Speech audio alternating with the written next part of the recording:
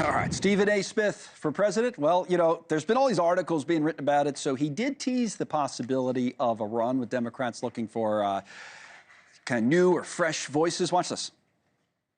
The Democratic Party, I mean, they lost. They had a bad few months. We all know this. And even though there's a lot of qualified Democrats all over the country from a local perspective, governors, mayors, stuff like that, there's no real national voice until moi. They've come to me. And so, I mean, I did not ask for this. I don't want this. All right. Colby Hall joins us, NewsNation media contributor, founding editor at Mediaite. You know, I don't know. I was going to say stranger things have happened. Maybe they haven't, but, you know, Donald Trump's president, so maybe Stephen A's next.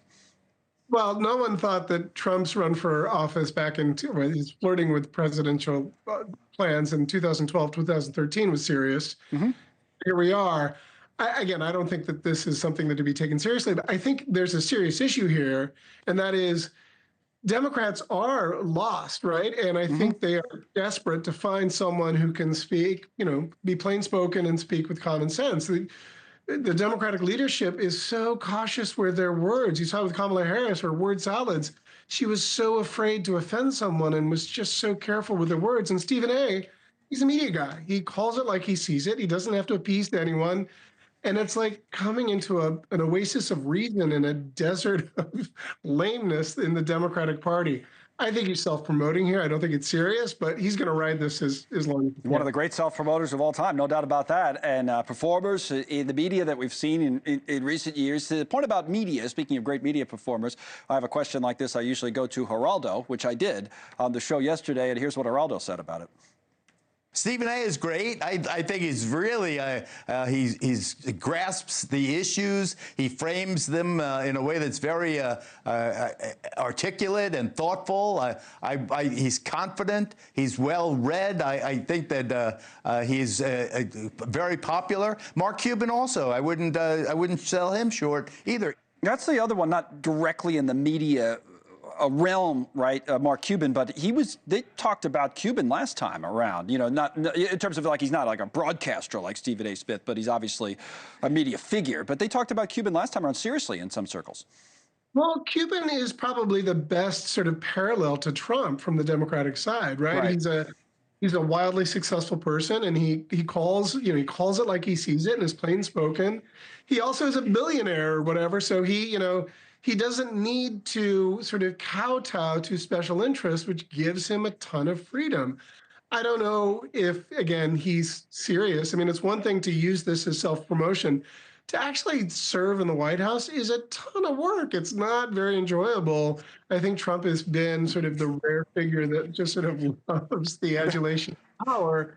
But I think Cuban probably prefers the rainmaker status than he does actually having to go on the campaign trail. Trump loved the campaign trail. Like he said, he loved it. And he feeds on the energy, and that's maybe that type of person. This day and age is the type of person. I mean, but we always have these conversations, usually about Oprah or somebody like that. Michelle Obama always comes up. I know it's not a media figure, but these celebrities come up, and then at the end of the day, the party goes back, and you'd have to guess they'll go with Gavin Newsom or somebody that's being talked about, a traditional politician, if you had to guess. Absolutely right. And I think Gavin Newsom launching his podcast and interviewing Charlie Kirk today was a big his plan. So I think Gavin Newsom is trying really hard. It's 4 years away, but if you could throw your hat into the ring from 4 years out, I would say that.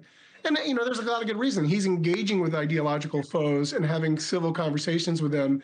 And that's something that I've long thought has been missing. And it's sort of part of the reason why NewsNation kind of exists is we need to talk to each other in a civil way, even if we disagree with one another. Yeah, no, that was interesting. We'll talk about that next hour a little bit, I think, in the podcast. But he, you know, even on this issue, trans athletes in women's sports, here's Gavin Newsom coming out and saying, no. So that was obviously on purpose. You could see, I mean, he knows his politics. Definitely. And you know, he also came out on other stuff. He opposed the Democrats' doctrine. And you know, it was refreshing, I think, to hear a politician say, like, you know what? I was wrong on that. I've evolved. I've looked at it. And no, BLM is corrupt, and defund the police is lunacy. And, you know, he mocked the term Latinx because the Hispanic community themselves think it's a virtue signaling term used only by the progressives. So Yeah, I thought that was pretty fascinating. And, he's an elected official, but he is media trained. And I wouldn't say the state of California or the state of California is in great shape right now. Right.